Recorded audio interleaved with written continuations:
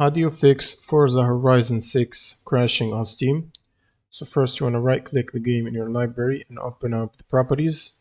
Now in the launch options you will need to add -dx11 and then from the installed files verify the game files. And once this is completed you can close this Steam and then open up a new browser tab, and then you will need to search for redistributables, and the link is going to be in the description. Now you will need to scroll down to this table here and download the 86 installer and the 64 and install both of these, and that will require you to restart your computer. Now right after the restart you will also need to check if you have the latest GPU drivers, so you can use NVIDIA app or AMD software depending on your GPU.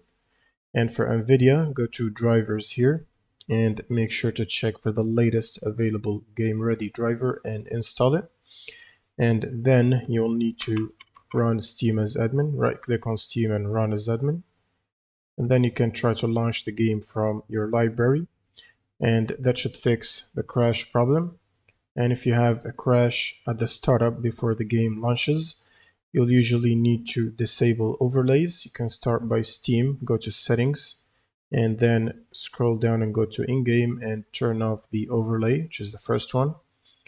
You should also turn off the NVIDIA overlay or your GPU app overlay by going to settings and turn off the overlay from here.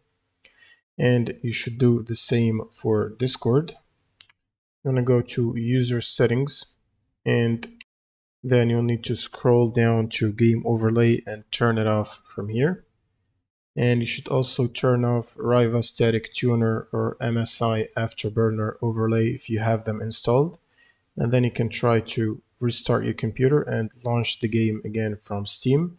And that should fix the startup crash as well. Thanks for watching and subscribe.